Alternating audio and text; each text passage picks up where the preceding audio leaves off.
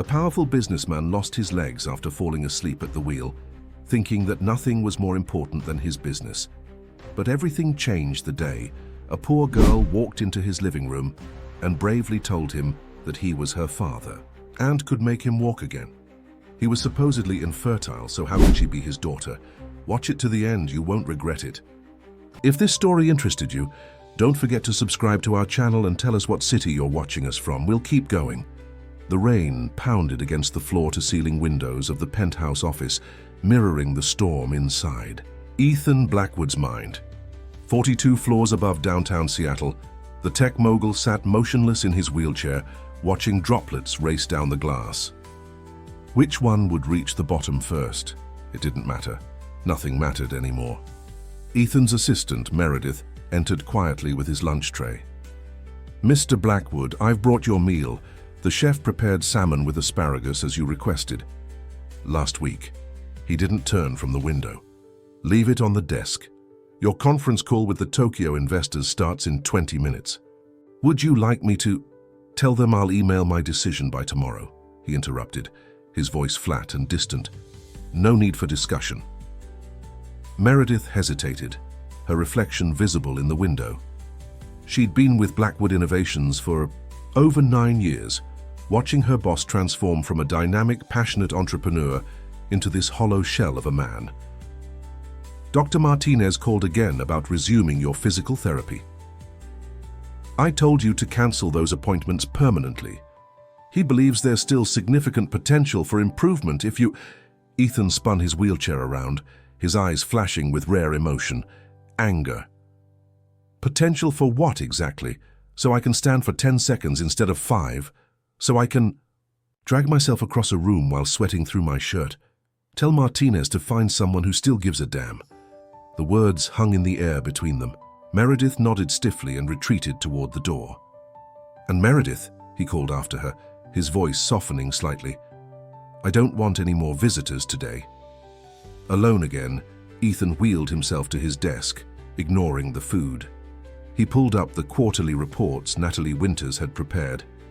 Since his accident 18 months ago, Natalie had essentially taken over operations as COO. She was brilliant, ruthless, and ambitious. Everything he once was. The numbers looked good. Better than good. Blackwood Innovations was thriving under her leadership, perhaps even more than when he was at the helm. The thought should have pleased him, but instead it only deepened his sense of irrelevance. 18 months. Sometimes it felt like yesterday when he was racing down I-5 at midnight, his mind buzzing with ideas after a 20-hour workday. The new AI platform launch was just weeks away. Investors were excited. The media was circling. Sleep could wait. It couldn't. He remembered the heaviness of his eyelids, the momentary surrender to exhaustion. Then the horrifying sensation of waking to find his car veering toward the concrete barrier. The sound of metal twisting, glass shattering, pain exploding through his body. And then nothing from the waist down. Ever again. The medical team had been cautiously optimistic at first. Incomplete spinal cord injury, they called it. Significant chance of partial recovery. They didn't understand that Ethan Blackwood didn't do partial anything. He was an all-or-nothing man. And now he was nothing. The rain intensified, hammering against the glass like an accusation. He wheeled back to the window, watching Seattle disappear behind sheets of water. Somewhere down there, people were running for cover, laughing, cursing. The weather, living their lives. Up here, time stood still. His phone buzzed. A text from Natalie. "Board members asking about your attendance at next week's fundraiser. What should I tell them?" He didn't respond. The annual Blackwood Innovation Foundation Gala had once been his favorite night of the year. He'd walk the room like a conquering hero, shaking hands, making deals, charming potential partners. Now, the thought of being wheeled around, the object of pitying glances and uncomfortable small talk, made him physically ill. Ethan's gaze fell on the photo frame face down on his desk, the only personal item in the sterile space. He hadn't looked at it in months, but he didn't need to. The image was burned into his memory, Ethan on stage accepting the Innovator of the Year award, his arms raised triumphantly. The man who wouldn't take no for an answer, the presenter, had called him. What a cruel joke that had become. His computer chimed with an incoming video call, not from Tokyo, but from Dr. Martinez. Ethan almost declined it automatically, but something, perhaps boredom, perhaps the thunderstorm's melancholy, made him accept. "Mr. Blackwood," the physical therapist said, surprise evident in his voice. "Thank you for taking my call." "I have 5 minutes," Ethan replied coldly. Dr. Martinez didn't waste time. "I've been developing a new rehabilitation protocol specifically for cases like yours. The early results have been promising." "How many of your patients are walking normally again?" Ethan interrupted. A brief hesitation. "That's not how recovery works, as we've discussed, but several have regained significant function and independence." "So none." "Mr. Blackwood, with respect, your attitude is becoming your biggest limitation.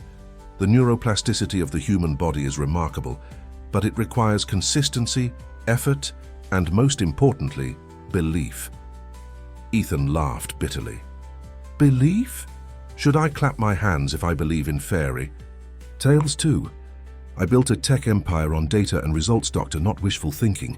Martinez's expression remained compassionate but firm. "Your injury is severe but not complete.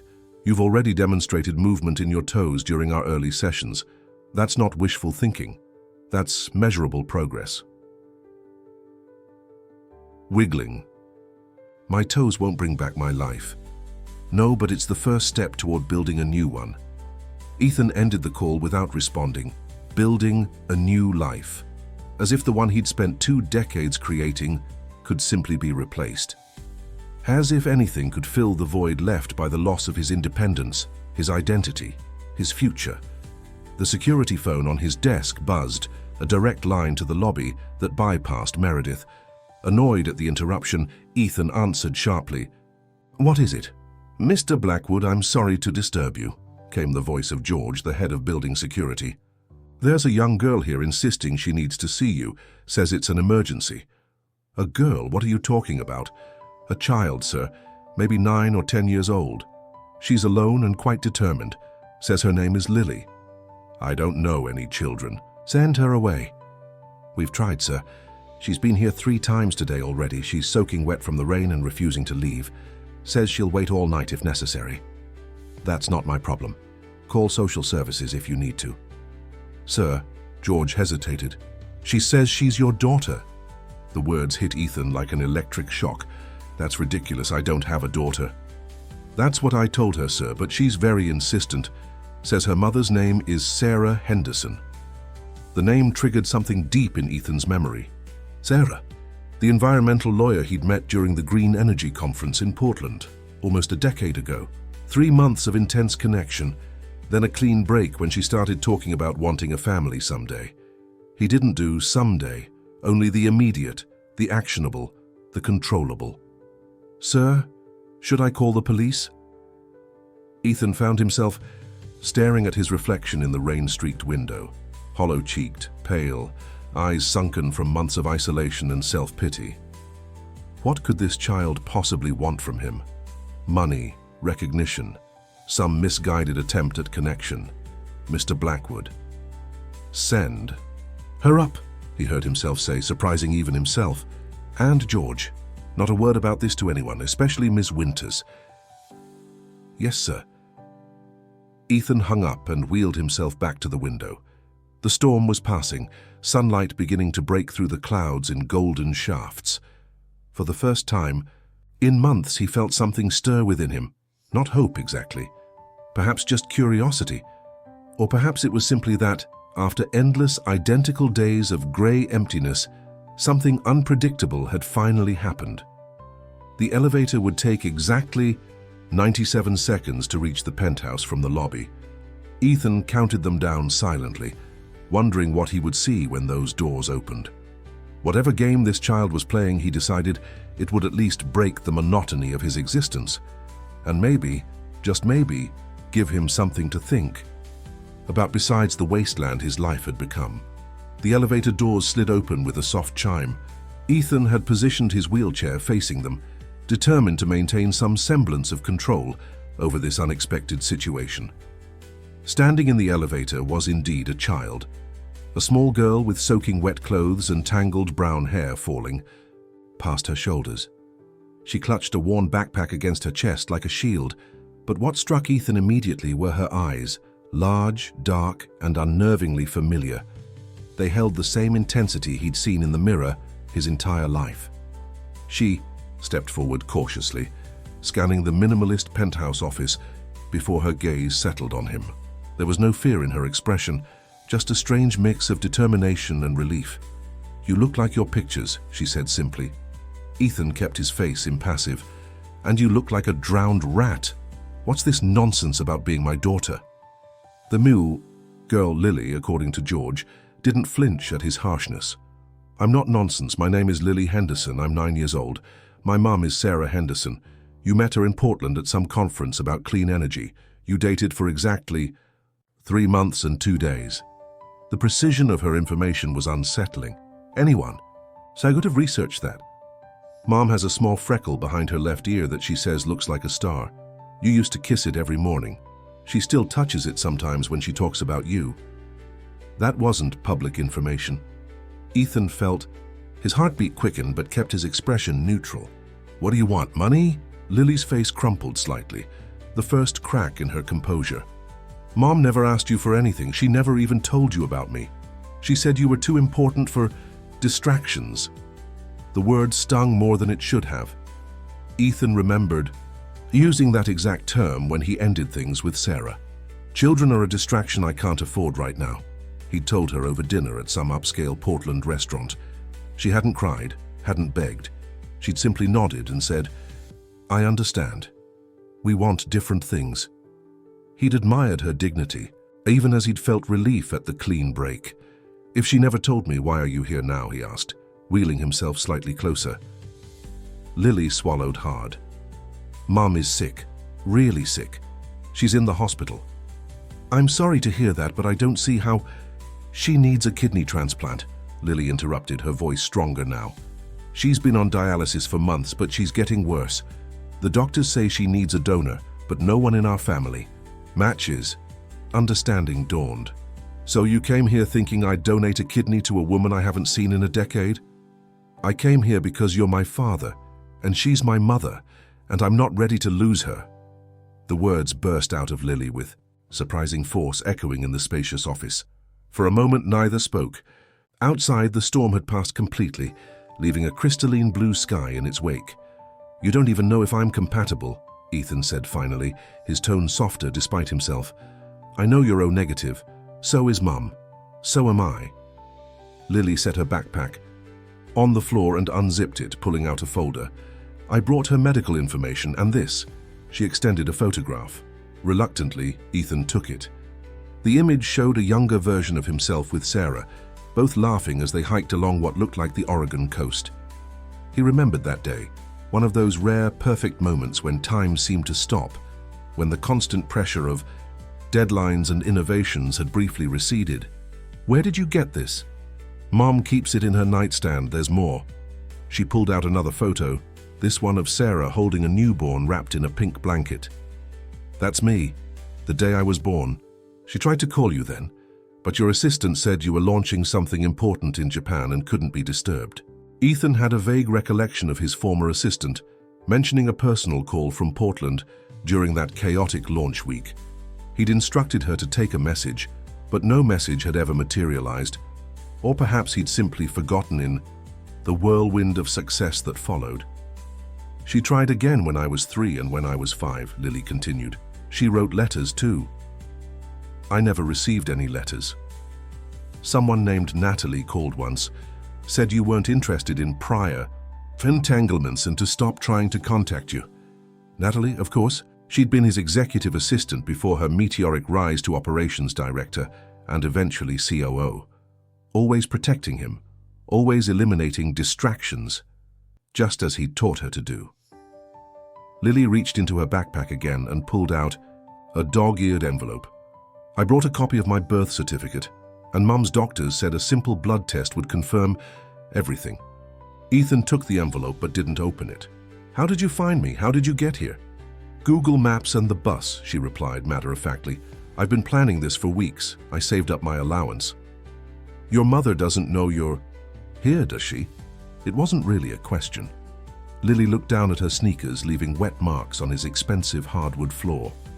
"She's been unconscious since yesterday. The doctors say her kidneys are failing fast. Her friend Jenny is with her now. They think I'm at school." Ethan closed his eyes briefly, trying to process the situation. "Where is she? Which hospital?" "Harborview Medical Center, 5th floor." Without warning, Ethan wheeled himself to his desk and picked up the phone. "Meredith, have my car brought around and call Dr. Patel at Seattle Presbyterian. Tell him I need an urgent consult at Harborview Medical Center." Lily's eyes widened. "You're coming? Right now?" "I'm coming to verify your story," he corrected her, reaching for his jacket. "Nothing more." For the first time since she'd arrived, Lily smiled, a small, hopeful curve of her lips that transformed her face. "I knew you would." "Don't get ahead of yourself. This doesn't mean I believe you, and it certainly doesn't mean I'm donating an organ. But you're willing to find out the truth. That's all I asked for." As they rode the elevator down to the parking garage, Ethan studied Lily surreptitiously. The shape of her nose, the set of her jaw, the intensity of her gaze, the resemblance was undeniable. But genetics weren't enough to make him a father, and a DNA match wouldn't automatically grant him paternal instincts he'd never developed. Meredith was waiting with an umbrella when they reached his customized black Range Rover. Her carefully neutral expression couldn't quite hide her curiosity about the soaking wet child accompanying her boss. "Mr. Blackwood, your physician will meet you at Harborview within the hour. Ms. Winters has been trying to reach you about the quarterly presentation. Tell her I'll be unavailable for the rest of the day. Personal matter." Meredith's eyebrows rose slightly, but she nodded. "Of course. Do you need me to come with you?" "No. But find me a change of clothes for—" He gestured vaguely toward Lily, who was gazing wide-eyed at the luxury vehicle. "For the young lady, certainly. I'll have something delivered to the hospital." If Meredith was burning with questions, she kept them to herself, a quality Ethan had always appreciated. The driver helped Ethan into the back seat, folding the wheelchair with practiced efficiency. Lily climbed in beside him, still clutching her backpack. "Your car is fancy," she observed as they pulled out of the garage into the rain-washed Seattle streets. "It's modified so I can drive it myself when necessary," Ethan replied, surprising himself by offering the information unprompted. "There are hand controls for the brake and accelerator. Do you miss walking?" The question came with the directness only a child could muster. Ethan stiffened. "That's not an appropriate question." "Sorry." She looked out the window for a moment, then turned back to him. "Mom says I sometimes ask things too directly. She says my brain doesn't have the same filters other people have." Despite himself, Ethan felt a flicker of interest. "You mean you're neurodivergent?" Lily nodded. "I have ADHD and some autism spectrum stuff. Mom says it makes me special, but the kids at school just think I'm weird." She said this matter-of-factly, without self-pity. "I'm really good at math, though, and remembering things. Like I remember every single thing about the day Mom showed me your picture and told me who you were. When was that?" 2 years, 3 months, and 14 days ago. It was raining like today. We were eating mac and cheese, the kind with the spiral noodles. Mom said, 'Lily, it's time you knew about your father.' And she showed me articles about you and your company, and that picture from the beach." Lily's voice took on a dreamy quality. "I memorized your face." The simplicity of her statement, the years of longing it implied, created an uncomfortable pressure in Ethan's chest. He looked away, focusing on the Seattle skyline as they approached the hospital district. "If the tests confirm what you believe," he said carefully, "what exactly do you expect to happen?" Lily considered this seriously. "First, I hope you'll help Mom get better." Then she trailed off, suddenly seeming very young and uncertain. "I guess I hoped maybe you'd want to know me, even a little bit." The vulnerability in her voice made something shift inside Ethan. something that had been frozen solid since the moment he'd woken up in the hospital and realized half his body no longer responded to his commands. Before he could formulate a response, the car pulled up to the hospital entrance. As the driver retrieved the wheelchair, Ethan found himself saying, "Let's take this one step at a time, Lily. First, we find out the truth." She nodded solemnly, then reached out as if to take his hand, stopping herself at the last moment. "Thank you for believing me enough to come here." Ethan didn't correct her assumption. He wasn't sure what he believed anymore, but as they entered the hospital, a place he'd sworn never to return to after his own discharge, he recognized that something fundamental had already changed. For the first time in 18 months, he wasn't thinking about what he'd lost. He was moving forward, toward an unknown future that suddenly held possibilities beyond the lonely confines of his penthouse prison. The antiseptic smell of the hospital hit Ethan like a physical blow. His hands tightened involuntarily on the wheels of his chair as memories flooded back. The endless beeping of monitors, the hushed voices of doctors delivering life-altering news, the slow realization that his body had betrayed him. "Mr. Blackwood." A nurse approached, recognition dawning on her face. "Dr. Patel said you were coming. We've prepared a private consultation room." Lily trailed behind as they navigated the corridors, her eyes darting nervously from room to room. "Mom's on the 5th floor," she reminded him. "Room 537. "We'll get there," Ethan assured her, surprising himself with the gentleness in his voice. "But first, we need to talk to some doctors." The consultation room was clearly the hospital's attempt at creating a non-clinical space: faux leather chairs, muted artwork, a small table with bottled water. Dr. Patel was waiting for them, his familiar face a strange comfort in the unsettling environment. "Ethan," he greeted warmly, offering a handshake. "It's been too long. You've been ignoring my calls." "I've been ignoring everyone's calls," Ethan replied dryly. Dr. Patel turned his attention to Lily, who was hovering uncertainly near the door. "And who is this young lady?" Before Ethan could respond, the door opened again to admit a woman in a white coat. "I'm Dr. Chen, nephrologist for Sarah Henderson." Her gaze fell on Lily, and her professional demeanor softened. "Lily? Aren't you supposed to be in school?" Lily's chin lifted defiantly. "I had something more important to do." Dr. Chen looked from the child to Ethan, clearly connecting the dots. "I see you found him. You knew about this?" Ethan asked sharply. "Lily mentioned her plan several times during her mother's appointments. We didn't think she'd actually—" Dr. Chen sighed. "Sarah would be very upset to know you came here alone, Lily." "Mom doesn't have time for me to wait for grown-ups to do something," Lily replied with the same direct intensity Ethan was beginning to recognize as her default mode. "Is she any better today?" Dr. Chen's expression answered before her words did. "Her condition is stable for now, but her kidney function continues to decline. We've moved her up on the transplant list, but with her blood type and antibody profile, finding a match is challenging." "That's why I'm here," Ethan said, gesturing to Dr. Patel. "My physician can coordinate whatever testing is needed to determine compatibility." Dr. Chen and Dr. Patel exchanged a look that Ethan couldn't quite interpret. "There are several factors to consider," Dr. Chen began carefully. "Medical compatibility is just one aspect. There are psychological evaluations, ethical considerations." "I haven't agreed to anything yet," Ethan interrupted. "I'm just here to verify the child's claim and understand the situation." Lily's face fell visibly. "But you came." "I thought that meant—" "It meant I'm willing to listen," Ethan corrected, aware of how harsh his words sounded but unable to soften them. "There are protocols for these situations." Dr. Patel cleared his throat.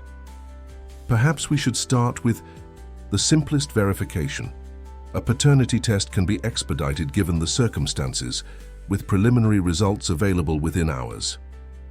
"Let's do that first," Ethan agreed. "And I'd like to review Ms. Henderson's medical records." "I'll need her consent for that," Dr. Chen pointed out. "She already gave it," Lily said, unzipping her backpack again. She pulled out a wrinkled form with Sarah's signature. Mom signed this when she got really sick last month. It says medical power of attorney goes to her sister Jenny, but Jenny said I could bring it to him. She handed the paper to Dr. Chen, who examined it closely. This appears to be in order, but I'll need to verify with Jennifer Carson. Do what you need to do, Ethan said. In the meantime, Dr. Patel can begin my evaluation. For the next hour, Ethan submitted to blood draws and medical questionnaires, signing release forms and authorization documents with mechanical efficiency. Lily sat quietly in the corner, her small legs swinging beneath the chair, occasionally pulling out a dog-eared paperback from her backpack. "What are you reading?" Ethan asked during a lull in the procedures, more to break the uncomfortable silence than from genuine curiosity. Lily held up the book so he could see the cover. A Brief History of Time by Stephen Hawking. "Mom gave it to me for my birthday. She said you'd probably like that I'm interested in physics and space stuff." Something about this casual revelation that Sarah had kept him alive in their daughter's imagination as a positive presence created a strange ache in Ethan's chest. "Das sicher. That's advanced reading for your age." Lily shrugged. "I don't understand all of it yet, but I like the parts about black holes and time dilation. Did you know that if you got close enough to a black hole, time would slow down for you while it kept going normal for everyone else? It's like a time machine, kind of." Despite everything, Ethan found himself engaged by her enthusiasm. That's the theory, yes. Although getting that close to a black hole would have other, less pleasant consequences. "Like spaghettification," Lily nodded seriously. "That's what happens when gravity pulls harder on your feet than your head and stretches you out like spaghetti." The corner of Ethan's mouth twitched upward involuntarily. "You certainly have a unique way of looking at things." "Mom says the same thing." Lily's expression clouded. "Can we go see her now, please?" Before Ethan could respond, Dr. Chen returned with another woman, presumably Jennifer Carson, Sarah's sister. Jennifer's resemblance to Sarah was subtle but unmistakable, particularly around the eyes. Those eyes narrowed when they landed on Ethan. "So you finally showed up," she said coldly. 9 years later. Ethan met her gaze steadily. "I was never informed I had a daughter." "Would it have mattered if you were?" Jennifer shot back. "Sarah tried to reach you multiple times." "Jenny," Dr. Chen cautioned, "let's focus on the immediate situation." Jennifer took a deep breath, visibly composing herself. "You're right. I'm sorry." She knelt in front of Lily, her expression softening. "You scared me half to death, kiddo. The school called when you didn't show up." "I had to find him," Lily said simply. "No one else was doing it." Jennifer looked like she wanted to argue, but instead pulled Lily into a tight hug. "You're too brave for your own good, you know that?" Over the child's shoulder, she addressed Ethan directly. "Are you really considering being tested as a donor, or is this just to satisfy your curiosity?" "I'm still processing the fact that I apparently have a 9-year-old daughter," Ethan replied evenly. "But yes, I've already submitted samples for compatibility testing." Jennifer's expression shifted slightly, not quite to gratitude, but perhaps to something less hostile. "Sarah would never have asked this of you. She's always been fiercely independent." "I remember," Ethan said quietly. Dr. Patel re-entered the room, his expression carefully neutral in the way that physicians perfect when delivering significant news. "We have the preliminary results of the paternity test." Ethan felt his heart rate accelerate. He glanced at Lily, who had gone completely still, her small hands clutching the physics book like a talisman. "The probability of paternity is 99.97%, Dr. Patel announced. "Genetically speaking, Lily is unquestionably your daughter, Ethan." Though he'd been preparing himself for this confirmation since the moment he saw Lily's eyes, the scientific verification still struck Ethan with unexpected force. He had a child, a daughter. A living, breathing extension of himself existing in the world for 9 years without his knowledge. "Can we see Mom now?" Lily's voice broke through his thoughts. "Please." Jennifer exchanged glances with Dr. Chen, who nodded. "Briefly," Jennifer agreed. "But sweetheart, remember she's very sick. She's connected to a lot of machines and she might not wake up while we're there. I know, Lily said, with the weariness of a child who had spent too much time in hospitals. But I want to tell her I found him. She might hear me even if she's sleeping. The elevator ride to the 5th floor passed in tense silence. Ethan's mind raced with unanswered questions and unwelcome realizations. Had Natalie truly intercepted Sarah's attempts to contact him? Why had he never followed up on that message from Portland all those years ago? How different might his life have been if he had? Room 537 was at the end of a quiet corridor. Jennifer pushed the door open gently, motioning for Lily to go first. Ethan hesitated at the threshold, suddenly uncertain. "You can wait out here, if you prefer," Jennifer offered, her tone suggesting she expected exactly that. Something in her assumption of his cowardice stiffened Ethan's resolve. He wheeled himself forward into the dimly lit room. Sarah Henderson lay still against white hospital sheets, her once vibrant features now pale and drawn. Monitoring equipment surrounded her bed, creating a rhythmic backdrop of beeps and hums. An IV stand held bags of fluids and medications. A dialysis machine stood sentinel nearby. She was still beautiful. Different from his memories, her honey blonde hair now shorter, faint lines at the corners of her eyes, but unmistakably the woman who had once made him consider, however briefly, a different kind of future. Lily approached the bed without hesitation, taking her mother's limp hand in her own. "Mom," she said softly, "I found him. I found my dad just like in my dream. He came to help you." The simple declaration, "my dad," sent a jolt through Ethan. No one had ever called him that before. The title felt foreign, unearned. Her kidneys are functioning at less than 15% now, Jennifer explained quietly. The dialysis helps, but it's not a permanent solution. Without a transplant soon. She trailed off, unwilling to complete the thought in Lily's presence. Ethan nodded, understanding the unspoken implication. He studied Sarah's face, remembering her vibrant laugh, her passionate arguments about environmental policy, the way she'd challenged his single-minded focus on work with gentle but persistent questions about what truly mattered in life. "I never wanted children," he said, almost to himself. "I told her that very clearly." "And she respected your choice," Jennifer replied softly. "She never asked you for anything. Not money, not recognition, not even acknowledgement. She raised Lily on her own, working 2 jobs sometimes, never complaining." Her voice caught slightly. "She's the strongest person I've ever known." Lily had climbed carefully onto the edge of the bed, still holding her mother's hand. "The doctors said you might be able to help her," she said, looking directly at Ethan, "if your blood matches." "It's more complicated than that," he began. "You said you were getting tested," Lily countered, her dark eyes, his eyes, holding him accountable. "You came all this way." "I did," Ethan admitted, "but organ donation is a major surgery, especially for someone with my limitations." Jennifer made a small sound that might have been disbelief. "Your limitations didn't stop you from building a billion-dollar company from your wheelchair." Before Ethan could respond, Dr. Patel appeared in the doorway, his expression grave. "Ethan, could I speak with you privately?" Reluctantly, Ethan followed his physician back into the hallway, aware of Lily's anxious gaze following him. "What is it?" he asked once the door closed behind them. "The preliminary compatibility results are in," Dr. Patel said. "You're a potential match as a donor." Potential? There would be additional testing required, but your blood type and initial tissue typing are compatible.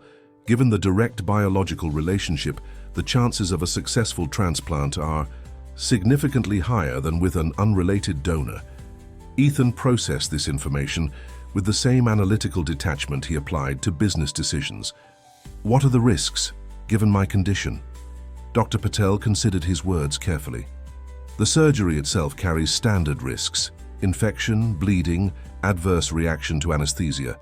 Your spinal cord injury complicates matters, but doesn't necessarily preclude donation.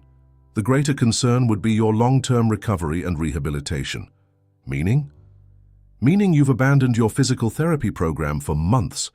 Your core strength and overall condition have declined significantly. Post-operative recovery would be challenging under the best circumstances, but in your current state, Dr. Patel shook his head. I wouldn't recommend proceeding without first committing to an intensive rehabilitation program.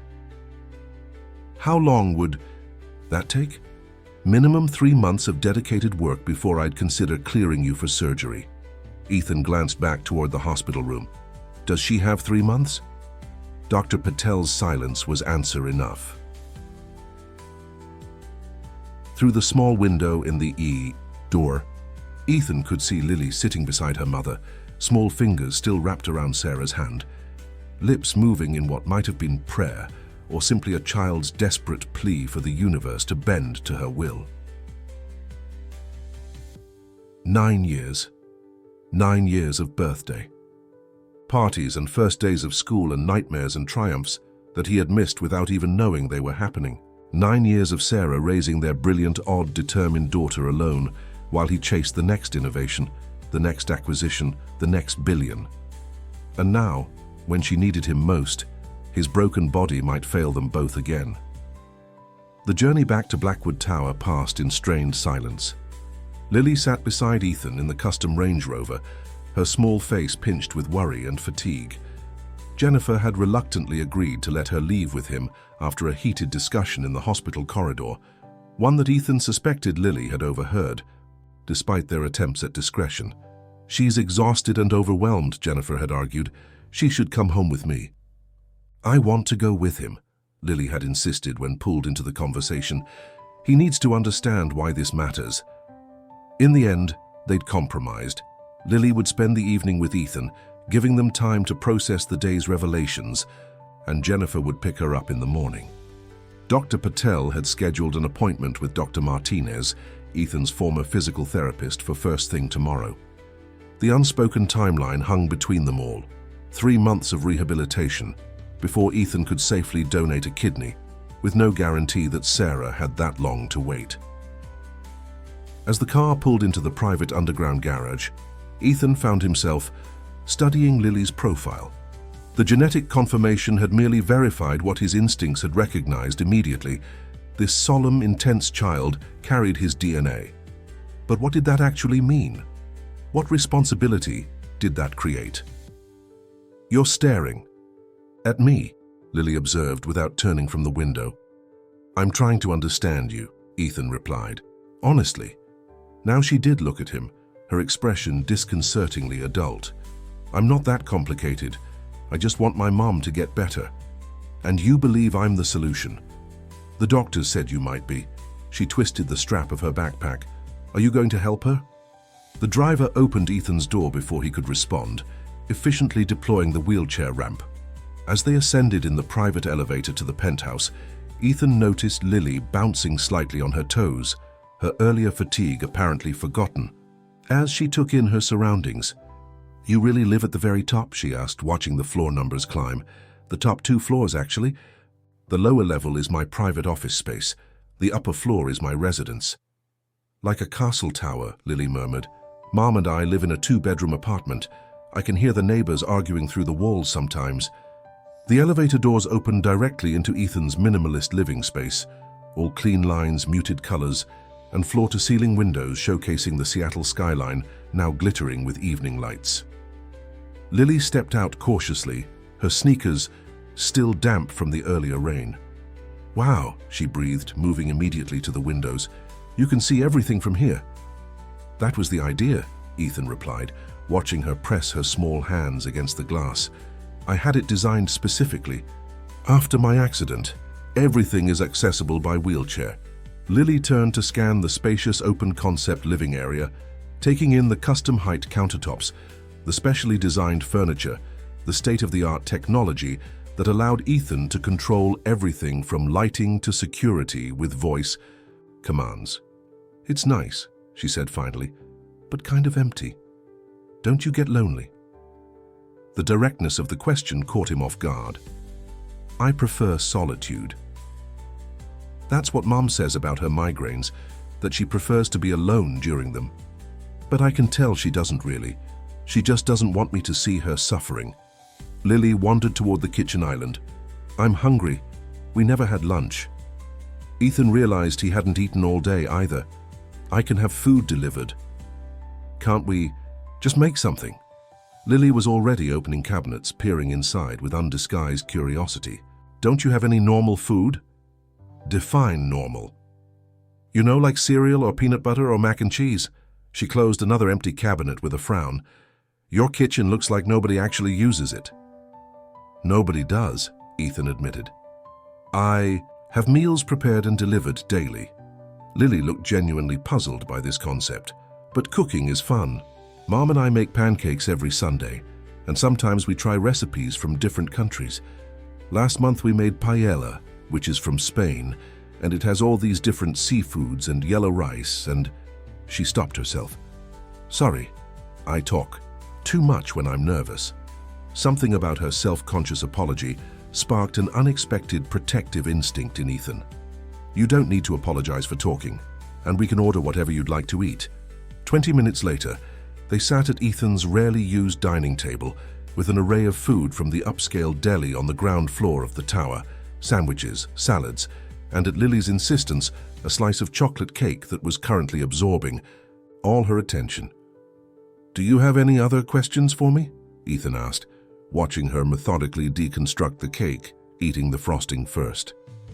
Lily considered this while licking chocolate from her fork. "Why didn't you try to find out if Mom had me?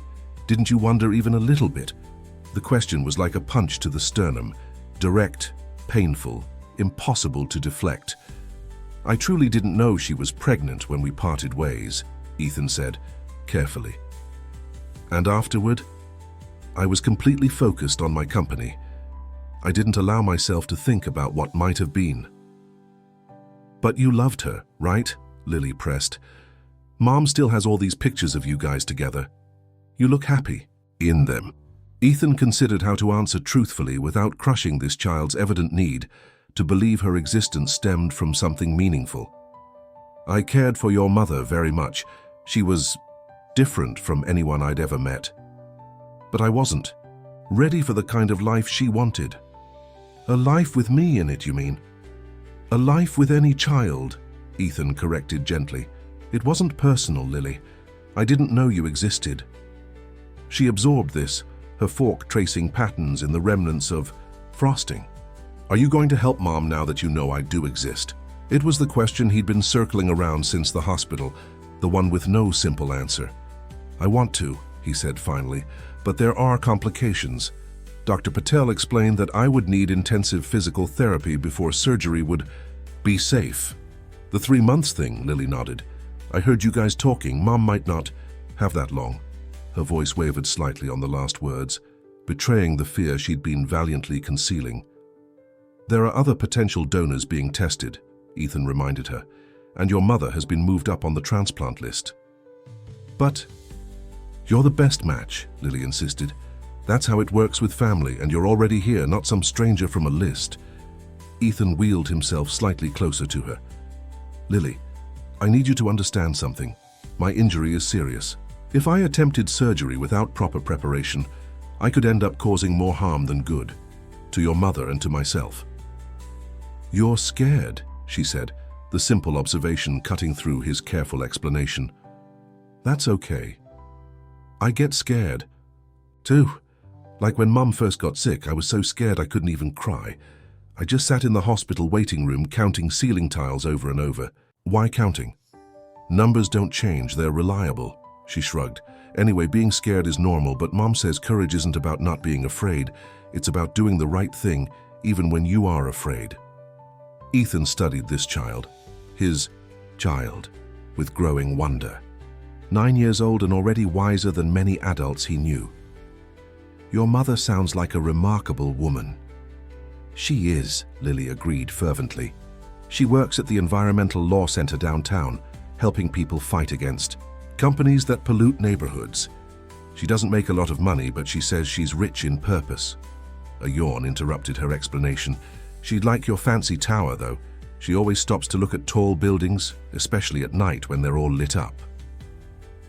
Noticing her fatigue, Ethan guided her to the guest room. which Meredith had hastily prepared with fresh linens and the new clothes she'd had delivered to the hospital. The room, like the rest of the penthouse, was minimally furnished but luxurious. A queen-sized bed with high thread count sheets, a sleek ensuite bathroom with a rainfall shower, floor-to-ceiling windows with automated blackout curtains. "This bathroom is bigger than my bedroom at home," Lily marveled, examining the marble countertops and heated floors. "Do you really need 3 shower heads?" "Probably not," Ethan admitted. The designer was very enthusiastic. After Lily had showered and changed into the new pajamas, space-themed, which she declared acceptable despite being a bit young, Ethan found himself unexpectedly invited to her bedtime routine. "Mom always sits with me for a few minutes before sleep," she explained, climbing into the oversized bed. "We talk about the best thing that happened that day." Ethan positioned his wheelchair beside the bed, feeling strangely out of his depth. "And what was the best thing today?" Lily considered this seriously. "Finding you, I guess, even though it's complicated." She pulled the covers up to her chin. "What was your best thing?" The question caught him unprepared. When was the last time he'd reflected on anything positive in his daily existence? "I'm not sure I had a best thing today." "Everyone has at least one good moment every day," Lily insisted. "Mum says we just have to pay attention to find them." Ethan thought back over the tumultuous hours since Lily had appeared in his office. "Then I suppose seeing your mother again was significant, even in these circumstances." Lily's eyes, heavy with sleep, still managed to look skeptical. "That's not really an answer, but okay." She yawned again. "Will you be here when I wake up?" "Where else would I be?" Ethan asked, genuinely puzzled. "I don't know. Grown-ups are weird sometimes." Her eyelids fluttered closed. "Night, Dad." The word hit him like an electrical current. Dad. So simple, so monumental. He sat frozen beside the bed, watching as Lily's breathing deepened into sleep, her small face relaxing into peace that belied the weight of worry she carried. Dad. A title he'd never sought, never wanted, never imagined would apply to him. Yet here he was, keeping vigil beside this unexpected daughter who had crashed into his carefully constructed solitude with the force of a meteor, leaving everything altered in her wake. Eventually, Ethan wheeled himself out, leaving the door slightly ajar. In his own bedroom, sleep proved elusive. His mind raced with the day's revelations, with memories of Sarah, with the impossible choice before him. 3 months of intensive rehabilitation before he could safely donate a kidney. 3 months that Sarah might not have. Unless an idea began to form. Dangerous, perhaps reckless, but not impossible. He reached for his phone and called the one person who might help him circumvent the standard protocols. "Dr. Wesley, it's Ethan Blackwood. I apologize for the late hour, but I have a proposition that might interest you. It's regarding your experimental rehabilitation program, the one the medical board deemed too aggressive for general implementation." As he outlined his plan, Ethan felt something unfamiliar stirring within him, a sense of purpose that had nothing to do with market share or technological innovation. For the first time since his accident, he was thinking beyond his own limitations, beyond the confines of his wheelchair, beyond the walls he'd built around what remained of his heart. In the guest room, Lily slept soundly, unaware that her simple faith in him had already begun to work the miracle she'd so desperately sought. Meanwhile, across the city, Natalie Winters sat in her elegantly appointed office, reviewing the day's unexpected developments with growing concern. The security alert from Blackwood Tower had pinged her phone the moment Ethan left the building, an automatic notification system she'd implemented during his depression, ostensibly for his safety. The subsequent report from her source at Harborview had filled in the alarming details: paternity confirmation, compatibility testing, discussions of organ donation. 9 years ago, she'd intercepted Sarah Henderson's messages and letters, protecting Ethan from what she deemed an unnecessary distraction. During a critical growth phase for the company, she'd done it for him, for his vision, for the future they were building together. Now that decision, one of many she'd made without his knowledge, threatened everything she'd worked for. Natalie picked up her phone and dialed a number she rarely used. "We have a situation," she said when the call connected. "I need information on organ donor protocols, specifically how to legally challenge a donor's mental fitness." She paused, listening. "Yes, it's urgent and completely confidential." She ended the call and turned to her computer, fingers flying. Across the keyboard as she began researching Washington state guardianship laws.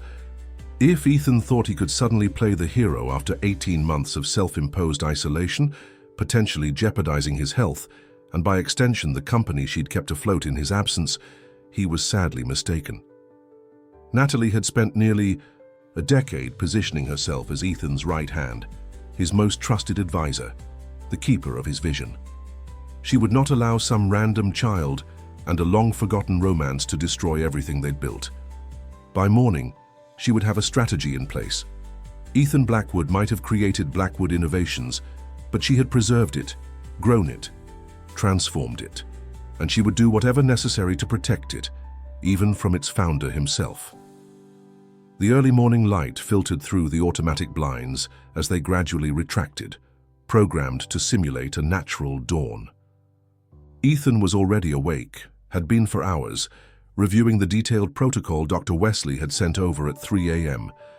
The experimental rehabilitation program was aggressive, borderline dangerous, a condensed version of what would normally take months, compressed into weeks through a combination of intensive therapy, experimental stimulation techniques, and pharmaceutical support. "Good morning, Mr. Blackwood," came the automated greeting as Ethan wheeled himself into the kitchen. "Today's temperature is 58 degrees with partly cloudy skies. You have 7 new emails marked urgent, and your first appointment is at 9 a.m. with Dr. Martinez." "Morning," came another voice, decidedly non-automated. Lily sat cross-legged on one of the kitchen bar stools, already dressed in yesterday's clothes, her damp hair suggesting she'd showered. "Your house talks." "Smart home system," Ethan explained, somewhat disconcerted by her presence in his normally solitary morning routine. "It manages environmental controls and scheduling." "Cool, can it make breakfast? I'm starving. And your refrigerator has literally nothing in it except fancy water and something green in a jar that smells weird." Despite the weight of the decisions facing him, Ethan found himself suppressing a smile. "The green thing is probably a wellness shot Meredith orders for me. And no, unfortunately, the system doesn't make breakfast, but we can order something." "Already did," Lily announced proudly, holding up his tablet. "Hope you don't mind, I use the food app thing. The delivery person should be here in like 7 minutes. I got pancakes because it's almost the weekend, and weekends mean pancakes." "It's Tuesday," Ethan pointed out. Lily shrugged. "Pancakes taste good on Tuesdays too." Before Ethan could respond, his phone buzzed with a notification. The security system announced, "Natalie Winters is requesting access to the penthouse." Ethan frowned. Natalie rarely came to his private residence, respecting the strict separation he'd maintained between his personal space and company business since the accident. "Did we have a meeting scheduled?" "No," the system replied. "Ms. Winters indicates it's an urgent matter regarding company stability." Lily looked up from the tablet. "Who's Natalie?" "My COO, Chief Operating Officer," Ethan explained. "She runs the day-to-day operations of Blackwood Innovations." "Is she your girlfriend?" The question came with typical Lily directness. "No," Ethan said firmly. "She's a colleague, a very ambitious one." He hesitated, then made a decision. "System, grant Ms. Winters access, but inform her I have a personal guest and limited time." Moments later, the elevator doors opened to reveal Natalie Winters, impeccably dressed in a tailored charcoal suit, her dark hair pulled back in a sleek ponytail, expression carefully composed except for the brief flash of surprise when she spotted Lily. "Ethan," she greeted, quickly recovering. "I apologize for the intrusion, but after yesterday's unexpected absence, the board has concerns that I felt should be addressed immediately." Her gaze shifted to Lily. "I wasn't aware you had company." "This is Lily Henderson," Ethan said, watching Natalie closely. "My daughter." If he'd expected shock, he was disappointed. Natalie's expression revealed nothing beyond polite interest. "I see. How unexpected." Lily studied Natalie with undisguised curiosity. "You look like you walked out of a business magazine. Do you always dress so fancy? Professional appearance is important in our industry, Natalie replied smoothly, before turning back to Ethan. Perhaps we could speak privately for a moment. The quarterly projections can't wait, and the Tokyo investors are growing restless. Lily, would you mind waiting in the living room for a few minutes? Ethan asked. The breakfast delivery should arrive soon. Once Lily had relocated herself to the couch with her backpack and book, Ethan led Natalie to his home office and closed the door. You don't seem surprised about my daughter, he observed immediately. Natalie's composure wavered slightly. I may have received a notification when you visited Harborview yesterday. I have certain alerts set up for your safety. You're monitoring my movements? Only out of concern, Ethan. After your depression following the accident, we all worry when you deviate from routine. She placed a file on his desk. But that's not why I'm here. The board is questioning your continued capability to serve as CEO given your extended disengagement from operations. Ethan picked up the file, scanning its contents with growing anger. A competency evaluation? Is this a joke? It's a precaution, Natalie said smoothly. Your behavior has been erratic for months. Isolation, refusing medical treatment, abandoning your rehabilitation. And now suddenly you're making impulsive decisions about major surgery for a woman you haven't seen in a decade. The board has fiduciary responsibilities to consider. The board works for me, Natalie, not the other way around. The board works for the shareholders, she corrected. And while you hold significant shares, you're not the majority owner anymore. The last round of financing diluted your position considerably. Ethan felt a chill that had nothing to do with the room temperature. This evaluation is dated 2 weeks ago. You've been planning this. Natalie sighed, dropping the professional mask slightly. I've been carrying this company for 18 months, Ethan, making the hard decisions, keeping innovation moving forward, maintaining investor confidence while you withdrew from everything. I did what was necessary, including intercepting Sarah Henderson's attempts to contact me years ago. The question clearly caught her off guard. What? Lily mentioned that someone named Natalie told Sarah to stop trying to reach me about prior entanglements. That was you, wasn't it? A flash of something, guilt perhaps, or simple calculation, crossed Natalie's face before her professional expression returned. We were in the middle of the Asian market expansion. You were working 20-hour days, sleeping in the office. The last thing you needed was an ex-girlfriend making emotional demands. She was pregnant with my child, which is exactly the kind of complication you always said you didn't want. Natalie's composure cracked slightly. You told me yourself, no distractions, no entanglements, nothing that would divert focus from the vision. I was protecting you. Ethan, protecting everything we built? You had no right to make that decision. I made hundreds of decisions you never knew about, Natalie shot back. That's what you hired me to do. Eliminate problems before they reached your desk. And it worked, didn't it? Blackwood Innovations became what it is because you had the freedom to focus solely on innovation without messy personal complications. Before Ethan could respond, a knock at the office door interrupted them. Lily poked her head in. Breakfast is here, and Jenny texted that she'll be here in 30 minutes to pick me up. She glanced between the adults, clearly sensing the tension. Should I eat without you? No, I'll join you, Ethan said, grateful for the interruption. Miss Winters was just leaving. Natalie gathered her composure, tucking the file back into her briefcase. This conversation isn't over, Ethan. The board meeting is scheduled for Thursday. I suggest you prepare a statement addressing your future role in the company. She nodded stiffly at Lily. Nice to meet you. As the elevator doors closed behind Natalie, Ethan felt a complex mix of emotions. Betrayal, certainly, but also a strange sense of clarity. For years, he'd trusted Natalie to filter his world, to eliminate distractions and streamline his existence, and in doing so, he'd allowed her to reshape his life in ways he was only beginning to understand. She doesn't like me, Lily observed, matter-of-factly as they settled at the table with the pancake delivery.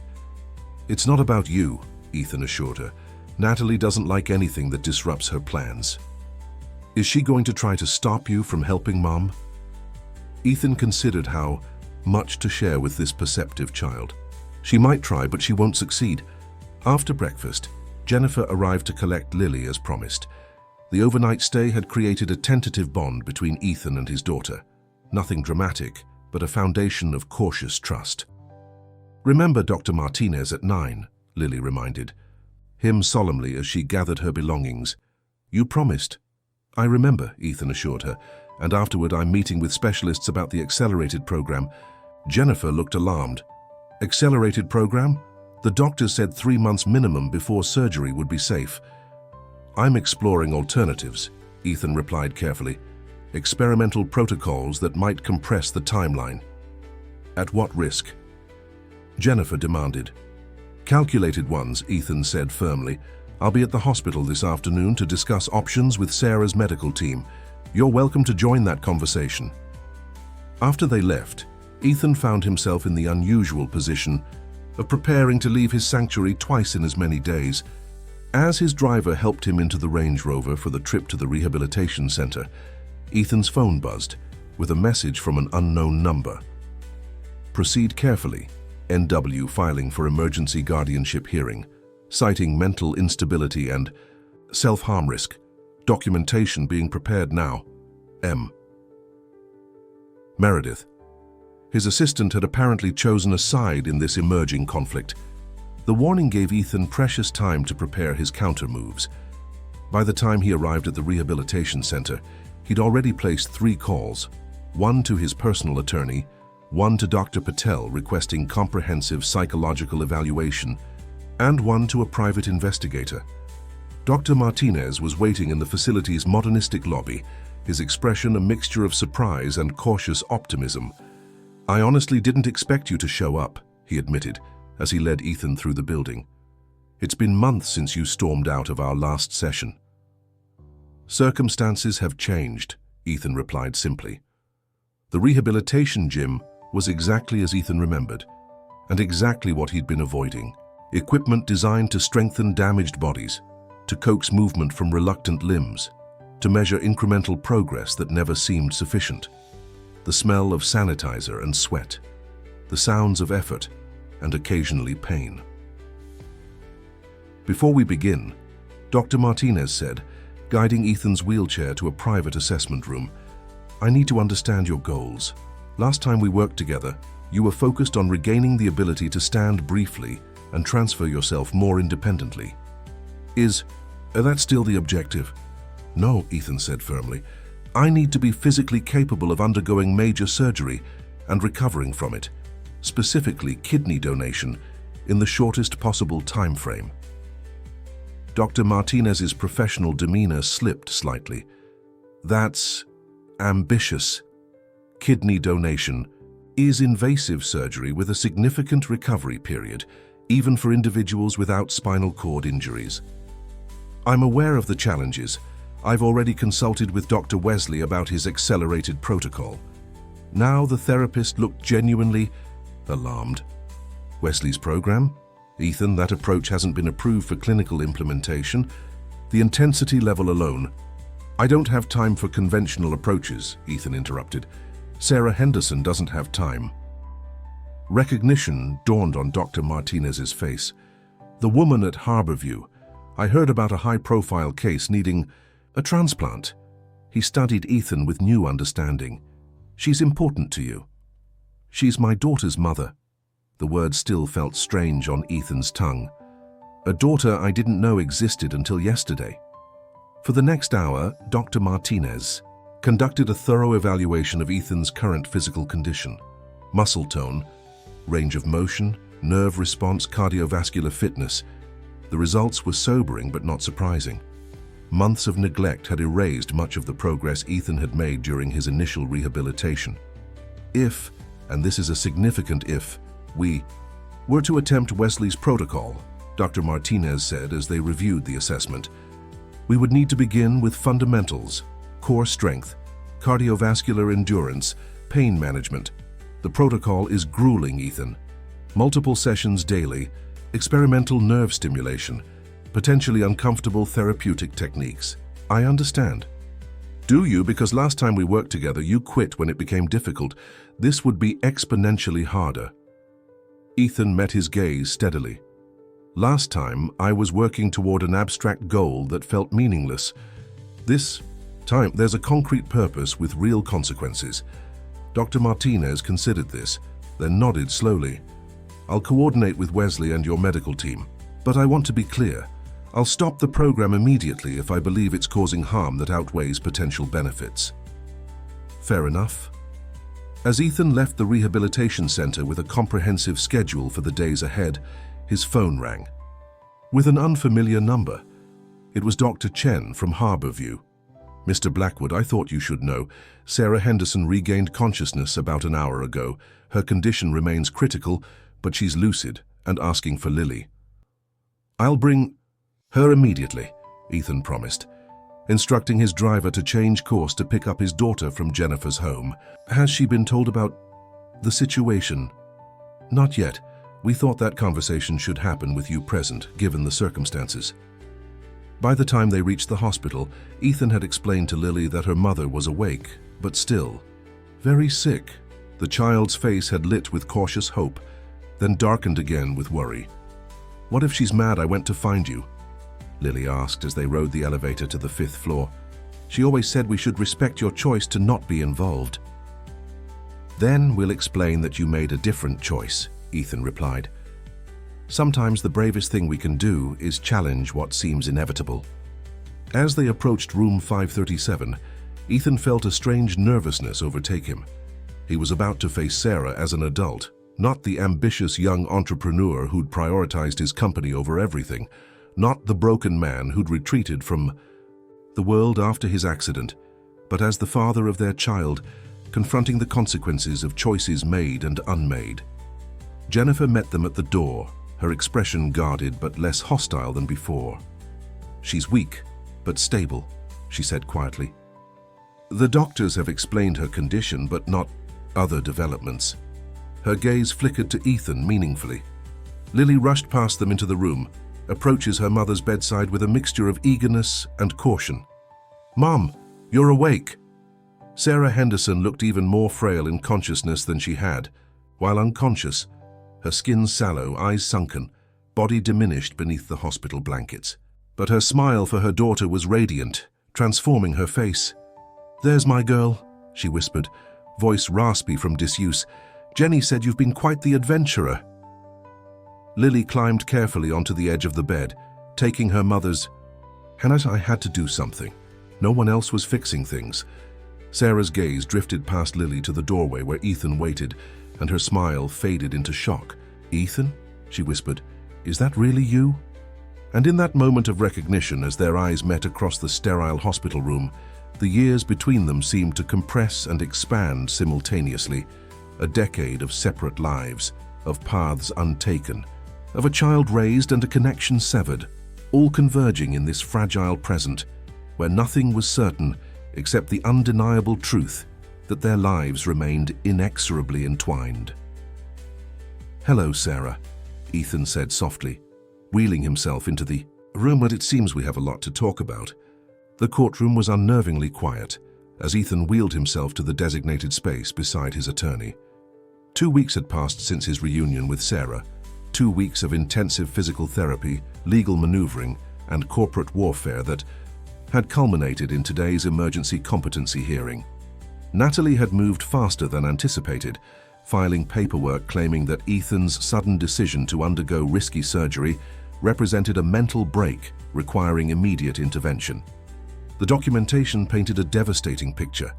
A once brilliant innovator, reduced to impulsive, self-destructive behavior following a traumatic injury. She'd included psychiatric evaluations from the dark months after his accident, emails, and texts showing his withdrawal from company operations, and testimony from board members concerned about his emotional stability. All rise, the bailiff announced as Judge Eleanor Ramirez entered the courtroom. Ethan remained seated, of course, but straightened his posture as much as possible. He'd dressed meticulously in a tailored suit, determined to project capability and rationality. Please, be seated, Judge Ramirez said, adjusting her glasses as she reviewed the file before her. This is case number 72834 in the matter of Ethan Blackwood. We're here on a petition for emergency guardianship filed by Natalie Winters, who is... She glanced up, surveying the courtroom. Present and represented by counsel. And Mr. Blackwood is also present with representation. Ethan's attorney, Catherine Montgomery, rose. Yes, Your Honor, and we intend to vigorously contest this petition as baseless and potentially motivated by conflicts of interest. We'll get to arguments momentarily, the judge replied. First, I'd like clarity on the relationship between Ms. Winters and Mr. Blackwood. Natalie's attorney, a sharp-featured man named Gregory Palmer, stood. Ms. Winters is the chief operating officer of Blackwood Innovations, the company Mr. Blackwood founded. She has worked alongside him for 9 years and has essentially run the company during his incapacitation following a spinal cord injury 18 months ago. And does Ms. Winters stand to gain financially from being appointed guardian? Your Honor, Ms. Winters is motivated solely by concern for Mr. Blackwood's well-being and the stability of the company that employs thousands of people. Judge Ramirez's expression suggested she wasn't entirely convinced. Mr. Blackwood, do you understand these proceedings and why we're here today? Ethan leaned toward the microphone. I do, Your Honor. Ms. Winters is attempting to prevent me from making medical decisions she disagrees with by having me declared incompetent. And what medical decisions are these? I've been evaluated as a compatible kidney donor for Sarah Henderson, the mother of my recently discovered biological daughter. Ms. Henderson's condition is critical, and I've enrolled in an accelerated rehabilitation program to prepare my body for the donation surgery. The judge made a note, and Ms. Winters believes this decision demonstrates impaired judgment. She does, Palmer interjected. Mr. Blackwood has abandoned his rehabilitation efforts for months, showing complete disregard for his own health. Now suddenly he's pursuing an experimental protocol that his own doctors have documented as potentially dangerous, all for a woman he hasn't seen in a decade. This represents exactly the kind of impulsive, self-destructive behavior that has characterized his decline since the accident. Catherine Montgomery stood again. Your Honor, my client's medical decisions are supported by a team of specialists who have determined that, while challenging, the accelerated program and subsequent donation are medically viable. We have affidavits from Dr. Alan Patel, Mr. Blackwood's primary physician, and Dr. Carlos Martinez, his rehabilitation specialist, confirming his mental competence and understanding of the risks involved. For the next hour, the attorneys presented competing narratives of Ethan's mental state. Palmer portrayed a man in the grip of depression, making reckless choices that threatened his health and his company's stability. Montgomery countered with evidence of Ethan's recent re-engagement, his clear understanding of the medical risks, and his right to make decisions about his own body. Throughout, Ethan watched Natalie, seated at the plaintiff's table in another impeccable suit, her expression a careful mask of professional concern. She met his gaze occasionally, her eyes conveying messages he couldn't quite decipher. Regret, perhaps, or determination, or some complex mixture of emotions that had developed during their long professional relationship. I'd like to hear from Mr. Blackwood directly, Judge Ramirez announced finally. Sir, please help me understand why this donation is so important to you that you're willing to pursue an experimental rehabilitation protocol your doctors initially deemed inadvisable. Ethan wheeled himself to the witness stand, took the oath, and faced the courtroom. He had prepared extensively for this moment, rehearsing logical arguments about parental responsibility and medical autonomy. But as he began to speak, he found himself veering from his script. For most of my adult life, I've defined success in terms of what I could build, create, or acquire, he said. Blackwood Innovations became an extension of my identity. My true legacy, I thought. When the accident took away my mobility, I felt I'd lost everything worth living for. He paused, gathering his thoughts. I spent 18 months in a penthouse prison of my own making, convinced that a life with limitations wasn't worth the effort. Then my daughter, a child I didn't know existed, appeared in my office and asked me to save her mother's life. Ethan's voice caught slightly. Not with my money or my influence, but with a piece of myself, with an act that requires genuine sacrifice. The courtroom remained silent as he continued. For the first time since my accident, I'm pursuing something that has nothing to do with my own comfort or achievements, something that matters beyond myself. Is it risky?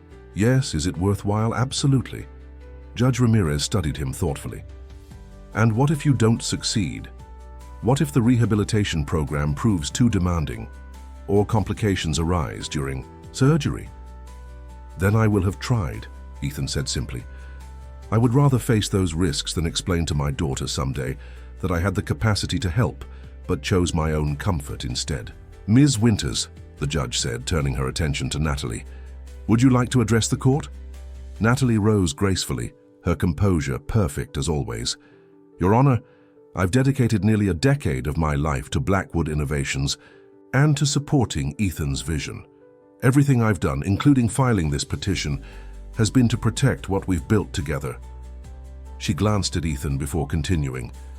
I believe Ethan's judgment has been compromised, not by mental illness, but by emotional manipulation from a child who appeared out of nowhere with an extraordinary claim on his conscience. His history of depression following the accident makes him particularly vulnerable to such influence. That's not true, came a small voice from the back of the courtroom. Heads turned to see Lily standing in the aisle, Jennifer's restraining hand on her shoulder. I didn't manipulate anyone, I just told the truth. Young lady, Judge Ramirez said firmly but not unkindly, this is a formal proceeding. You can't speak out of turn. But she's lying about me, Lily protested, and about my dad. The word dad echoed in the quiet courtroom. Ethan felt something shift in his chest, a tightening that wasn't entirely unpleasant. Your Honor, Catherine Montgomery interjected, given that the child's character has been called into question, perhaps the court would benefit from hearing briefly from Lily Henderson. She is, after all, central to the situation at hand. Judge Ramirez considered this, then nodded, very briefly, and only because her motives have been impugned. Come forward, young lady. Lily approached the front of the courtroom with surprising poise, her small shoulders squared beneath the weight of adult scrutiny. She'd dressed for the occasion in what was clearly her best outfit, a navy blue dress with a Peter Pan collar, hair neatly braided. Please state your name for the record, the judge instructed. Lily Sarah Henderson, I'm 9 years old. Lily, Ms. Winters has suggested that you're manipulating Mr. Blackwood by making him feel guilty about not being part of your life. What do you say to that? Lily's gaze darted to Natalie, then back to the judge. I didn't even know he didn't know about me until recently. Mom always said he had important work to do and couldn't be disturbed. She never said anything bad about him. And why did you seek him out now? Because Mom is really sick, and the doctors said she needs a kidney from someone who matches her blood type, and family members usually match better than strangers. Lily's composure wavered slightly. I had this dream that he would help her, and then they would fall in love again and we'd be a real family. But even if that doesn't happen, I just want my mum to get better. Did you expect Mr. Blackwood to donate his kidney when you went looking for him? Lily shook her head. I just wanted him to get tested. I didn't know about his accident, or that it would be harder for him than for other people. She looked at Ethan, her expression earnest. I never asked him to do the dangerous program. I told him we could wait, but he said he wanted to try. Judge. Ramirez nodded thoughtfully. Thank you, Lily. You may step down. The remainder of the hearing proceeded with technical testimony, doctors explaining the medical protocols, financial experts assessing the impact on Blackwood Innovations, psychologists offering competing views on Ethan's mental state. Throughout, Ethan remained focused, engaged, demonstrating the clarity and intelligence that had built his tech empire. Finally, Judge Ramirez called a brief recess to review the evidence before delivering her ruling. In the hallway outside the courtroom, Ethan found himself face to face with Natalie. This isn't personal, she said quietly. I'm trying to protect you from yourself. It became personal when you lied about my daughter manipulating me, Ethan replied. And when you intercepted Sarah's attempts to contact me years ago. Natalie's perfect composure slipped slightly. You wouldn't be who you are. Blackwood Innovations wouldn't exist as it does. If you'd been distracted by fatherhood 9 years ago, I made a calculation. It wasn't your calculation to make. Everything I've done has been for the good of the company, she insisted. For your vision. No, Ethan said with sudden clarity. It was for your vision of what the company should be, what I should be. Before Natalie could respond, the bailiff announced that court was resuming. They filed back in, tension vibrating between them like a plucked wire. Judge Ramirez didn't keep them waiting. Having reviewed the evidence and testimony presented today, I find the petition for emergency guardianship to be unsupported by the facts. Mr. Blackwood has demonstrated clear understanding of his medical choices and their potential consequences. While his decisions may be considered risky by some, risk-taking itself is not evidence of mental incompetence. Relief washed through Ethan as the judge continued. Furthermore, I find Ms. Winter's position as COO of Blackwood Innovations creates a significant conflict of interest that calls into question her suitability as a potential guardian. The petition is denied. The courtroom erupted in murmurs. Ethan caught Lily's eye across the room, offering a small nod of reassurance. There is, however, another matter that concerns this court, Judge Ramirez added, silencing the room again. Evidence presented today suggests that Ms. Winters may have deliberately intercepted communications intended for Mr. Blackwood regarding his paternity of Lily Henderson. While not directly relevant to today's proceedings, I am referring this matter to the District Attorney's Office for review of potential criminal violations. Natalie's face drained of color. Her attorney leaned in, whispering urgently in her ear. As the courtroom began to empty, Ethan wheeled himself over to where Lily stood with Jennifer. You did well in there, he told his daughter. That was a lot for someone your age to handle. Mom would say I was brave, Lily replied, a hint of pride breaking through her worry. Can we go see her now? The doctor said she had a better day yesterday. Absolutely. And I have good news. Dr. Martinez cleared me for the final phase of the preparation protocol. If all goes well, the donation surgery could happen within 2 weeks. Jennifer's expression reflected cautious hope. The accelerated program is working. Better than expected, Ethan confirmed. I won't be running marathons anytime soon, but my overall condition has improved significantly. Dr. Patel is optimistic about the surgery. As they headed for the hospital, Ethan's phone buzzed with notifications, text messages from board members, emails from investors, all reacting to the courtroom drama that had undoubtedly already leaked to the business press. The most urgent alert, however, was from Meredith. Emergency at the office, server room fire, possible sabotage, security containing situation, but requesting your authorization for full system lockdown. Ethan stared at the message in disbelief. Our server room fire could potentially destroy critical company data, intellectual property worth billions, and possible sabotage suggested this wasn't an accident.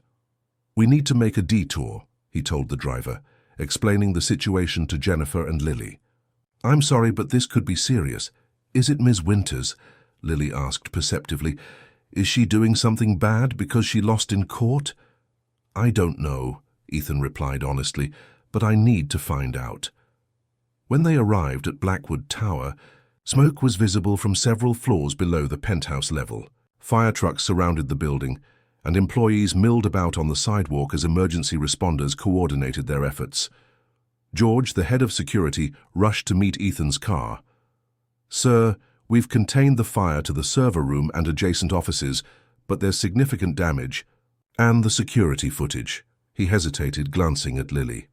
It's okay, Ethan assured him. What about the footage?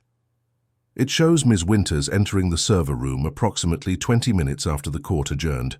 She exited 3 minutes later, and smoke was detected by sensors shortly after that. Ethan absorbed this information with a strange calm. Is she still in the building? No, sir, she left immediately after. We've alerted authorities, and her access has been revoked from all systems. As they watched the firefighters working, Lily slipped her small hand into Ethan's. I'm sorry your building is hurt. she said quietly. "But at least people are okay, right?"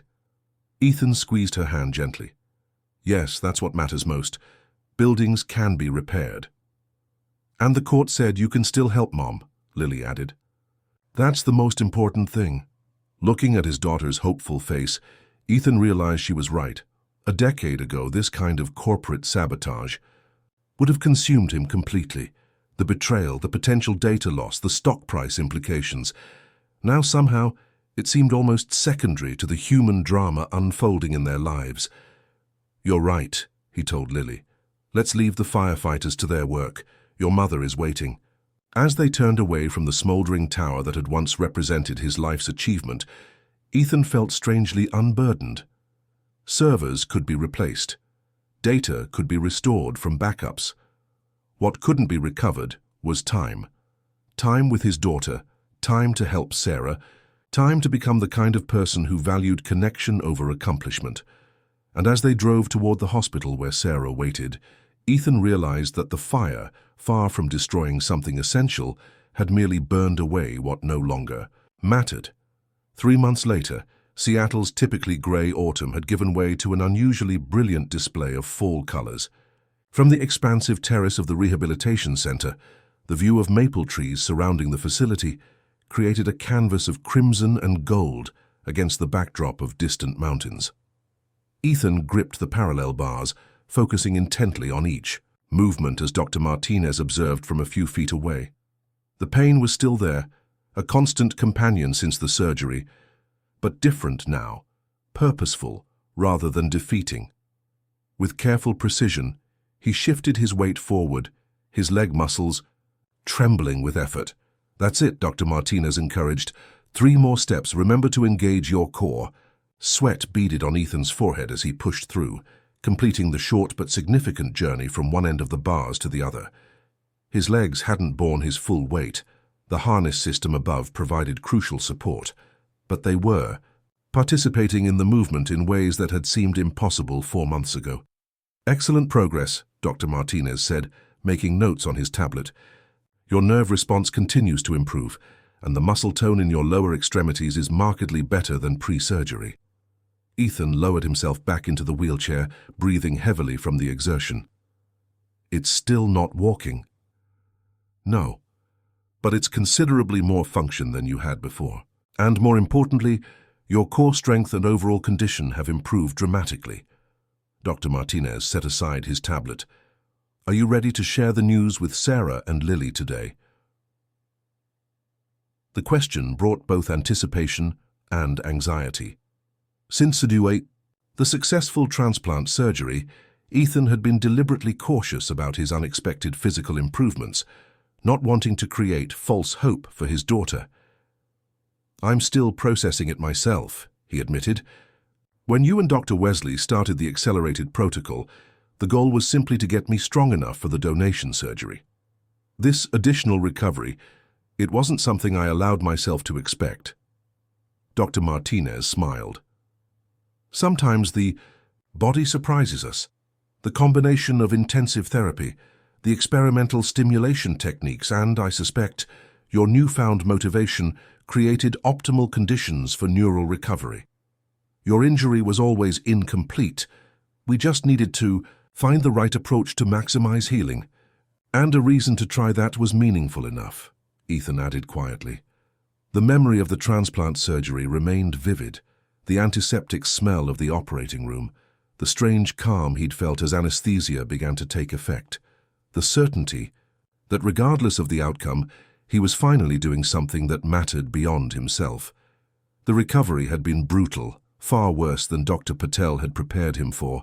Days of pain, nausea, and frustration, moments of doubt when he questioned the decision. But then had come the reports of Sarah's improving condition, her body accepting his kidney, her blood work showing signs of recovery, and somehow that knowledge had made his own suffering bearable.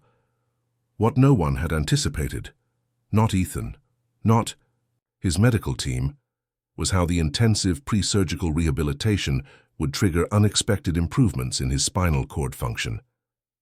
The experimental nerve stimulation techniques, combined with the pharmaceutical protocol and sheer determination, had awakened neural pathways that had been dormant since the accident. "I should caution you again," Dr. Martinez said, interrupting Ethan's thoughts, "that we don't know how far this recovery will progress. You may gain more function plateau where you are now, or even experience setbacks." "I understand," Ethan replied, "but even this much, it's more than I ever thought possible. Your visitor log shows Sarah and Lily are scheduled to arrive at 2 o'clock, Dr. Martinez noted, checking his watch. "That gives you time to rest before they get here." An hour later, showered and changed into fresh clothes, Ethan waited in the rehabilitation center's garden. The facility, one of the most advanced in the country, had been his home for the past 12 weeks. Initially selected for its aggressive approach to pre-transplant conditioning, it had become the center of his unexpected journey toward partial recovery. "Dad!" Lily's voice rang out across the garden as she spotted him. She ran ahead of Sarah, who followed at a more measured pace, her own recovery still ongoing. Ethan opened his arms, accepting his daughter's enthusiastic embrace with a warmth that no longer felt awkward or forced. "How was the science competition?" he asked, remembering her excitement about the middle school event she'd been invited to participate in, despite being younger than the other contestants. "I got second place," Lily announced proudly. "My project on black hole event horizons was really good, but Jason Chen had actual data from some observatory his uncle works at, so the judges liked that better. But Ms. Peterson said mine was more creative." "That's outstanding," Ethan said, genuinely impressed. "We should celebrate." Sarah reached them, her smile gentle as she observed their interaction. The months of recovery had restored color to her cheeks and life to her eyes, though she remained thinner than in Ethan's memories. "She's been talking about nothing else. All weekend," she said. "The judges were apparently quite impressed by her theoretical model." The easy domesticity of these visits still surprised Ethan. The shared pride in Lily's accomplishments, the comfortable rhythm they'd established during Sarah's recovery and his rehabilitation. 3 times a week, Sarah and Lily would come to the center, bringing stories of school projects and workplace developments, fragments of the outside world that kept Ethan connected beyond the intensive focus of his therapy. "How are you feeling?" he asked Sarah as she settled onto the bench beside his wheelchair. "Better every day," she replied. "Dr. Chen says my kidney function is now completely normal, all thanks to you." Her expression turned serious, which makes it even more impressive that you've somehow maintained your rehabilitation schedule while recovering from major surgery yourself. Ethan exchanged glances with Lily, who was practically vibrating with excitement. They had planned this moment carefully. "Actually," he said, "there's something I want to show you both." He positioned his wheelchair at the edge of the garden path, engaging the brakes securely. Then, with careful movements, he placed his hands on the armrests and began to push himself upward. Sarah's eyes widened as she realized what was happening. "Ethan?" Slowly, with visible effort but undeniable control, Ethan rose to a standing position. He remained supported by the chair, his hands still bearing much of his weight, but his legs, his supposedly useless legs, were participating in holding him upright. "Oh my God," Sarah whispered, her hand covering her mouth. "Wait, there's more," Lily said, unable to contain herself. She positioned herself a few feet away on the path. "Show her, Dad." With intense concentration, Ethan released one hand from the wheelchair, balancing carefully. Then, using a forearm crutch that had been concealed beside the chair, he took a single, deliberate step forward. Then, another. 3 agonizingly slow steps brought him halfway to where Lily stood, beaming. "The doctors say it's a partial recovery," he explained, his voice strained with effort. "I'll probably always need support to walk, and distances will be limited. But it's significantly more function than anyone expected." Sarah had risen from the bench, tears streaming unchecked down her face. "How is this possible? They told you the damage was permanent." "It turns out," Ethan said, carefully lowering himself back into the wheelchair with Lily's assistance, "that sometimes the body just needs the right motivation to heal. The intensive preparation for the transplant surgery created optimal conditions for neural recovery." "He's been practicing in secret for weeks," Lily confided, perching on the arm of his wheelchair. "He wanted to surprise you when he could actually take more than one step." Sarah approached slowly, still processing what she'd witnessed. All this time, while you were recovering from giving me your kidney, you were also relearning to walk. Ethan, that's necessary, he finished simply. For the first time since the accident, I had something worth fighting for. The three of them remained in the garden for hours, talking about the future in ways that would have seemed impossible months earlier. Ethan shared his plans for the renovation of his penthouse to accommodate his evolving mobility needs. Sarah described her gradual return to work at the Environmental Law Center, now with a special focus on cases involving medical access and disability rights. Lily enthusiastically outlined her ideas for the new foundation Ethan was establishing, one focused on connecting organ donors with recipients and supporting families through the medical and financial challenges of transplantation. As evening approached, Sarah received a call from Jennifer about some logistical matter at home. While she stepped away to take it, Lily turned to Ethan with her characteristic directness. "Are you going to ask Mom to marry you?" she inquired, watching his reaction carefully. "Because I found a ring catalog in your desk drawer last week. When I was looking for paper clips." Ethan raised an eyebrow. "You know, most people consider looking through desk drawers an invasion of privacy." "You didn't answer the question," Lily pointed out. "No, I didn't." Ethan adjusted his position slightly, wincing at the twinge of pain in his lower back. "What would you think if I did ask her?" Lily considered this with the same serious analysis she applied to her scientific theories. "I think it would be logical. You obviously still like each other, and it would make me happy to have both my parents in the same house." She paused, "but it would have to be Mom's decision. She's very independent." "That she is," Ethan agreed, remembering how fiercely Sarah had insisted on maintaining her own apartment during her recovery, accepting his financial assistance for medical bills, but drawing clear boundaries around her personal independence. "She keeps the picture of you two at the beach by her bed again," Lily offered helpfully. "And she smiles this special way when you call. It's different from her regular smile." Ethan suppressed his own smile at his daughter's unsubtle matchmaking. "I'll take that under advisement." Sarah returned, slipping her phone into her pocket. "Jenny says the delivery arrived. That special desk chair you ordered for Lily's homework station, the ergonomic one with the space design." "Awesome," Lily exclaimed. "Can we go home and set it up now?" "It's getting late," Sarah reminded her, "and your dad needs to rest. We can come back tomorrow after school." Ethan watched the easy way Sarah referred to him as Lily's dad, the natural inclusion in their lives that had evolved over these months of parallel recovery. What had begun as a crisis, a desperate child seeking help for her dying mother, had transformed into something none of them had anticipated, a family, unconventional, but undeniably real. "Actually," he said, making a spontaneous decision, "I've been cleared for a day pass tomorrow. What if I came to help set up the chair? We could have dinner afterward." The joy on Lily's face made his heart constrict.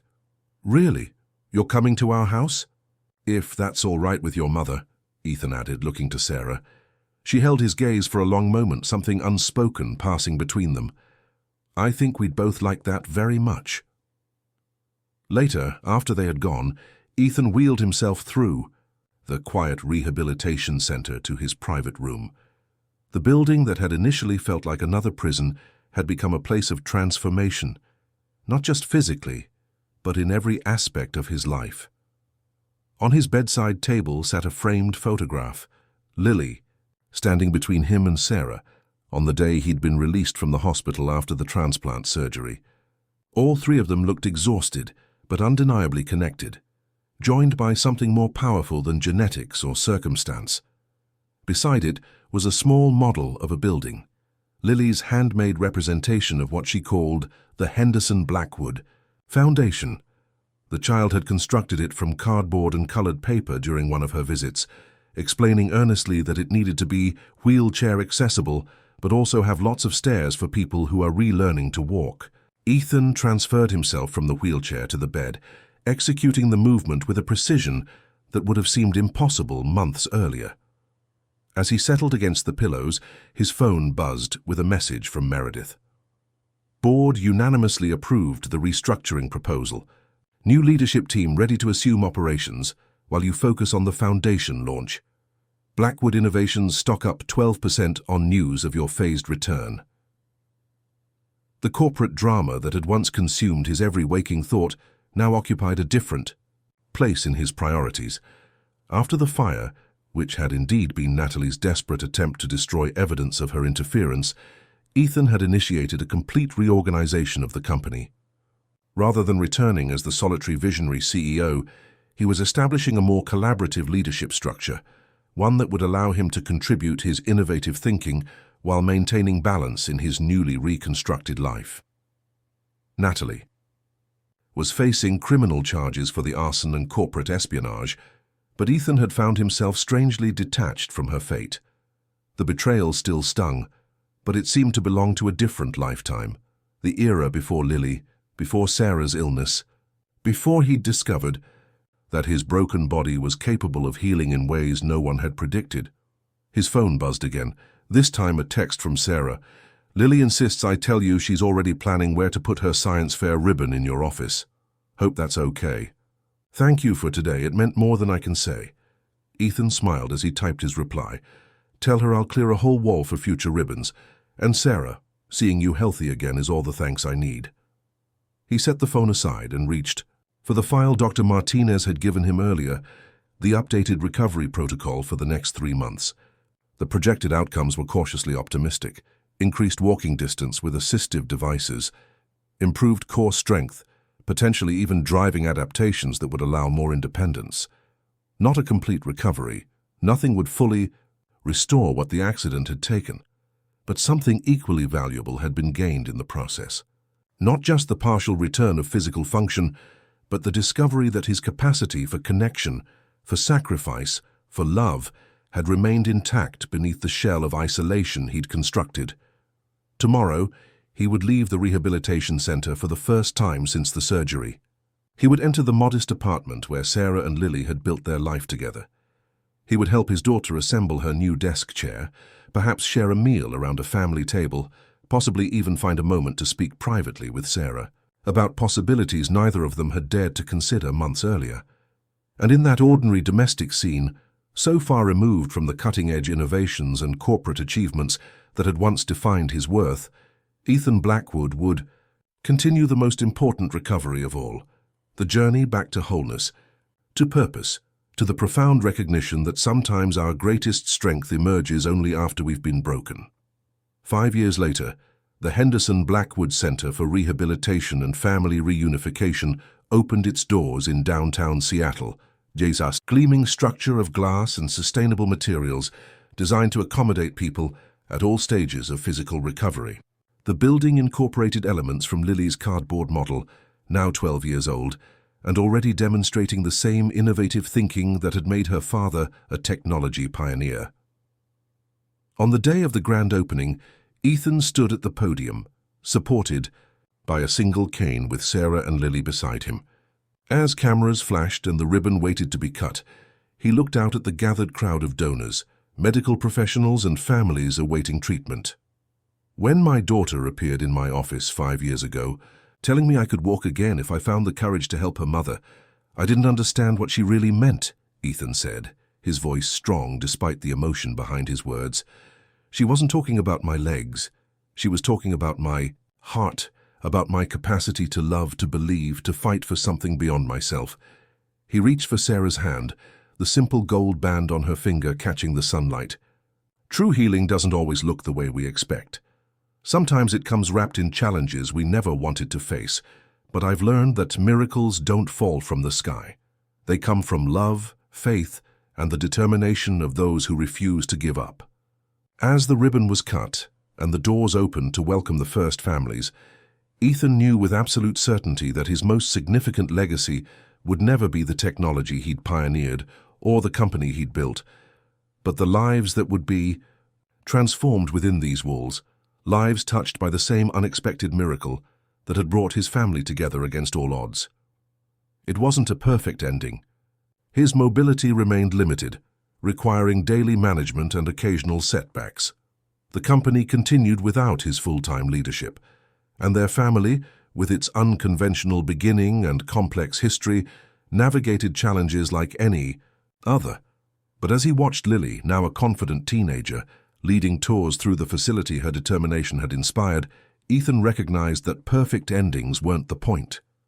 What mattered were the new beginnings that emerged from life's unexpected detours, the courage to reach beyond comfortable isolation towards something messy, challenging, and infinitely more meaningful than success. And in that recognition, in the family he'd never planned to have, and the purpose he'd never expected to find,